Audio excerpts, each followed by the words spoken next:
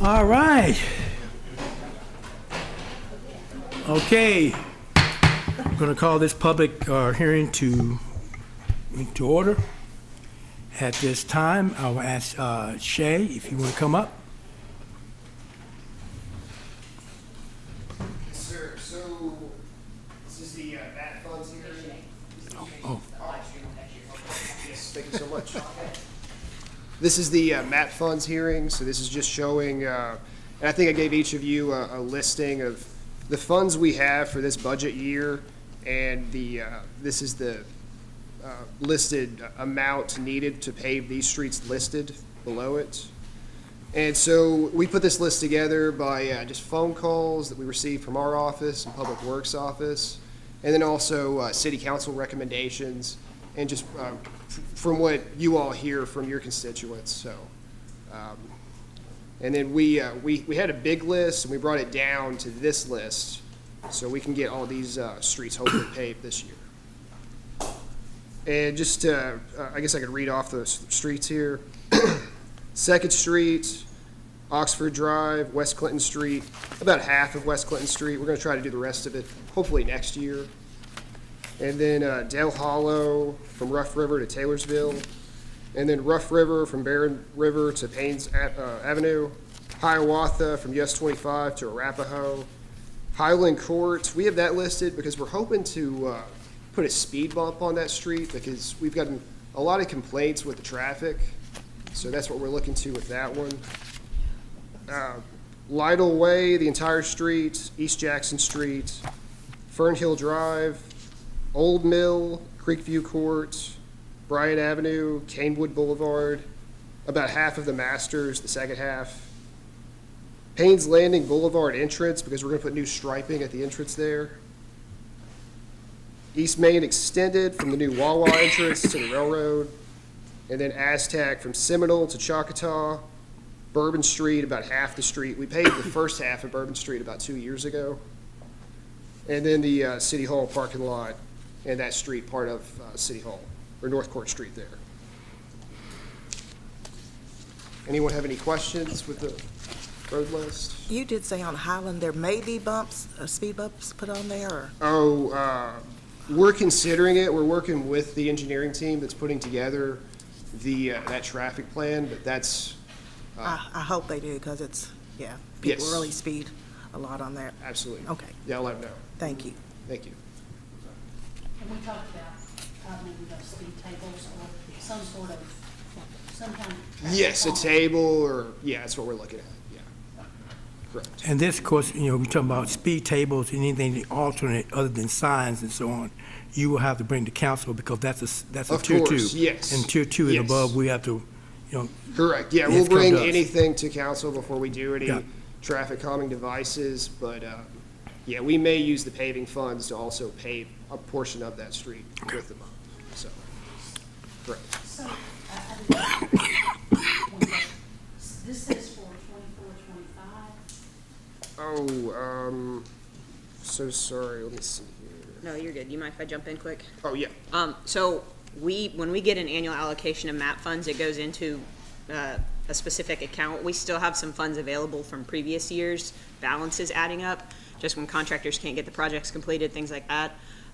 With this year's budget, as you know, there's funding included, assuming it's approved, to do that city street assessment that will essentially, I think the last one was 2010. It's very Yes. old. So do that assessment. We'll then have the spreadsheet, and I think Councilman Minke asked a question about this, so sorry to steal your thunder, Mayor. I'm going to go ahead and kind of answer it a little bit. okay.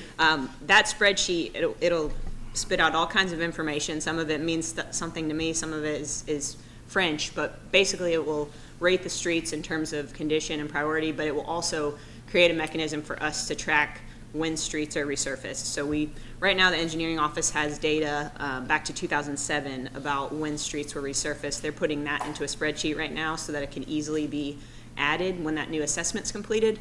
So to the question of do we have that list right now? Yes, but it's really outdated and it needs spruced. So this year's budget would allow us to do that, and then the city engineer and Eddie and Shay are working on a system that spreadsheet needs to have everything that meets our needs, and right now it just has what the contractor will do.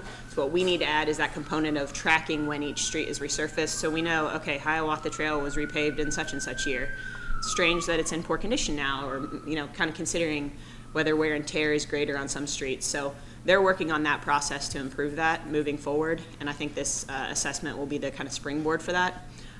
So to answer the question about the 2024, 2025, it's pre-existing funds. Tonight at the council meeting, you all will be asked to accept the next round of funding, just under $900,000. So each year that funding essentially just kind of builds, and if you can spend it all down, our goal this year is to use that assessment to be able to spend a lot of that money down because it's there and ready to be spent.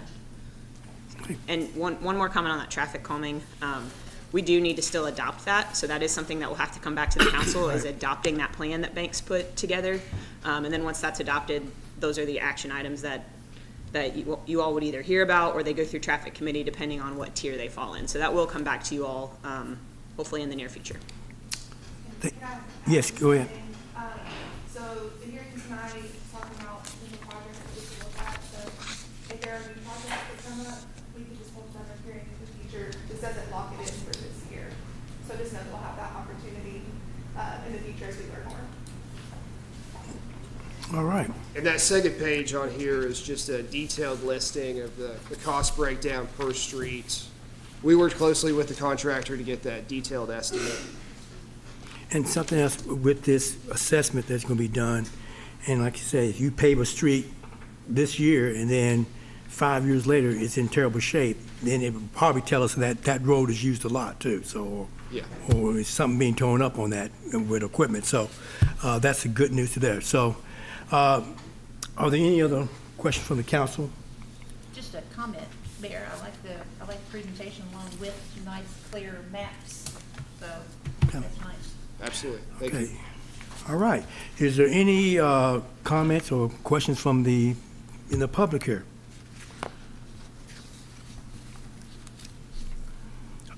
All right. Yes. One more from here. Jay, are there any proposed construction activity on any of these roads that would require a potential road cut? No, not right now. And I always contact Columbia Gas and GMWSS beforehand, before we pave these streets, just to make sure that if there is anything near in the future, they will let me know about it. So we're not repaving over top. And currently with our ordinance with Columbia Gas, they're doing really well. If they cut the street, they have to go back full width and pave that portion.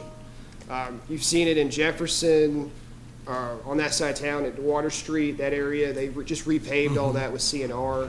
And those are actual where they used to do with the strip up the road, like how West Clinton has the big strip. With the ordinance now, they have to go full width. So that prevents it from us having to go back in a couple of years and redo the whole street. So, Shay, on East Jackson Street, yes, sir. the speed table that's there, you gonna leave that in? So we looked into that, and actually, yes, the existing one down at the college, we're gonna leave that one in. Yes, sir. Yes. Yeah. Because that does slow, there's a lot of foot traffic. Oh, certainly. Yes. Yes. Correct. All right. So there's no other questions from the council and or from the public. If not, I will close this hearing.